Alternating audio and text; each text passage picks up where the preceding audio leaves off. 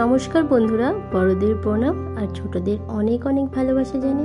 আমি দীপা ব্যাঙ্গালোর থেকে তোমাদের সকলকে ওয়েলকাম জানাচ্ছি আমার চ্যানেলে। আশা করি তোমরা সবাই খুব ভালো আছো, সুস্থ আছো। তো আজ বানাবো রুই পোস্ত। রুই পোস্ত কিন্তু বাঙালিদের খুব একটা ফেমাস রেসিপি। এখনকার দিনে জামাই এলে যেমন বিরিয়ানি, চিকেন চাপে সন্তুষ্ট করা হয়, আগেকার দিনে বাড়িতে জামাই এলে কিন্তু এই পুকুরের ধরা রুই আর তার সাথে পোস্ত মিক্সড করে জামাইয়ের কিন্তু মন ভরানো হতো। তো সেই রুই পোস্ত রেসিপিটি আজকে আমি তোমাদের সাথে শেয়ার করব। প্রথমে রুই পোস্ত বানানোর জন্য প্রথমে রুই মাছগুলোকে শুধু নুন মাখিয়ে কিছুক্ষণের জন্য রেখে দেব। এরপর কড়ার মধ্যে তেল বসিয়ে তেলটাকে বেশ সুন্দর করে গরম করব।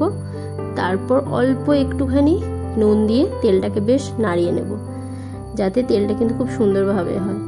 আর রুই পোস্তর ক্ষেত্রে মাছটাকে একদম কড়া ভাজলে হবে না, জাস্ট এপিট ওপিট শর্টে করে নিতে হবে।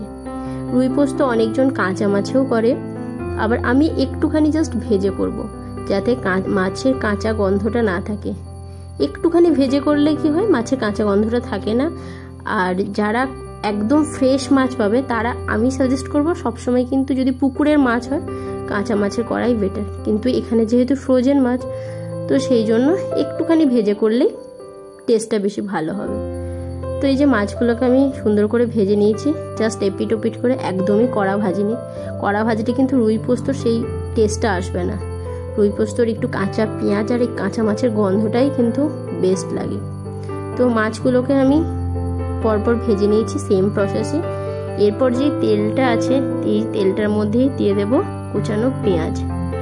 যেমন যার মাছ থাকে, আমি যেমন আজকে 3 পিস মাছের বানিয়েছি তো সেই জন্য একটা মিডিয়াম সাইজের পেঁয়াজ দিয়েছি। তোমাদের কাছে যেরকম মাছে বানাবে সেরকম ওয়াইজ পেঁয়াজটা দেবে।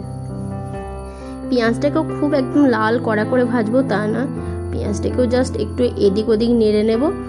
মানে জাস্ট একটু হালকা রং আসবে কি না আসবে তখন তার মধ্যে দিয়ে দেব একটুখানি গরম জল। যে বাটিতে মাছটা উঠিয়েছিলাম সেই বাটিতে গরম জল নিয়ে সেই জলটা দিয়ে দেব। তো যার যেমন গ্রেভি লাগবে, তবে রুই পোস্ত কিন্তু একটু গা মাখা খেতেই বেশি ভালো লাগে। তো সেই জলটা দিয়ে দিলাম। জলটা দিয়ে বেশ সুন্দর করে নাড়িয়ে দেব। জলটা যখন ফুটে আসবে তখন সেটার মধ্যে মাছগুলোকে একে একে ছেড়ে দেব। তো মাছগুলোকে আমি সমস্ত ঝোলটার মধ্যে দিয়ে দিয়েছি, গ্রেভি যেটা হবে। এরপর মাছের থেকে যে তেলটা বেরিয়েছে সেটাও দিয়ে দিলাম। এরপর হালকা হাতে একটুখানি জাস্ট নাড়িয়ে নেব, কারণ বেশি নাড়ানাড়ি করলে না মাছটা ভেঙে যাবে। যেহেতু খুব অল্প ভাজা হয়েছে তো বেশি নাড়ানাড়ি একদমই করা যাবে না। তো হালকা করে নাড়িয়ে তার মধ্যে পরিমাণ মতো একটুখানি নুন, মাছটা ভাজার সময়ও নুন দেওয়া আছে তো সেই রকম ভেবে একটুখানি নুন দিয়ে মাছটাকে জাস্ট 3-4 মিনিটের জন্য চাপা দিয়ে দেব। তো মোটামুটি 3-4 মিনিট পর জলটাও একটুখানি শুকিয়ে আসবে, তখন মাছটাকে হালকা করে একটুখানি নাড়িয়ে নেব। জাস্ট এপিট ওপিট না করলে হবে, তলাটা একটুখানি সুন্দর করে নাড়িয়ে নিয়ে আগে থেকে যে আমি শুধু পোস্তটা বেটে রেখেছিলাম সেটাকে এর মধ্যে দিয়ে দিচ্ছি। আর এক্সট্রা করে আমি কোনো জল ইউজ করব না। এই মাছটাই যখন নাড়িয়ে নিয়েছি সেখান থেকে একটুখানি জল আমি উঠিয়ে রেখেছি ওই মিক্সির বাটিটা ধুয়ে দেওয়ার জন্য। তো পোস্ত আর বাটি দেওয়ার জলটা দেওয়ার পর আর খুব বেশিক্ষণ টাইম আমাদের লাগবে না রুই পোস্তটা রেডি হতে। এটা খুব তাড়াতাড়ি বানানো হয়ে যায় আর অল্প কিছু ইনগ্রিডিয়েন্টস এত সুস্বাদু হয় যে সত্যি যারা না এখনো টেস্ট করেছে তারা এটা বুঝতে পারবেন।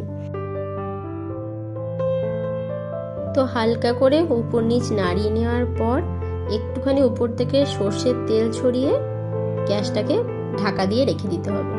বেশি নাড়ানাড়ি করলে মাছটা ভেঙে যাওয়ার যেমন একটা সম্ভাবনা থাকে, আবার পোস্ত একটু বেশি ফোটালে কিন্তু পোস্তটা কেটে যাওয়ার সম্ভাবনা থাকে গ্রেভিটা। তো সেই জন্য সর্ষের তেল উপর থেকে ছড়িয়ে দিয়ে জাস্ট গ্যাসটাকে বন্ধ করে দিতে হবে। তারপর 2-4 মিনিট স্ট্যান্ডিং টাইমে থাকার পরই রেডি হয়ে যাবে কিন্তু মাছ পোস্ত। আর আমার মাছ পোস্তটাও দেখো সুন্দর রেডি হয়ে গেছে আর দেখতেও কিন্তু বেশ সুন্দর হয়েছে। তো এটা আমি গরম গরম ভাতের সঙ্গে সার্ভ করেছিলাম। তো তোমরা চাইলে এটাকে ভাত বা পোলাওর সাথেও সার্ভ করতে পারো। তো পুরো রেসিপিটা দেখে তোমাদের কেমন লাগলো অবশ্যই জানিও। যদি ভালো লাগে একটা লাইক করে দিও। তোমাদের করা একটা লাইক আমাকে নেক্সট ভিডিও বানাতে অনেক বেশি মোটিভেট করবে। তো আজকের মতো টাটা, সবাই ভালো থেকো, সুস্থ থেকো।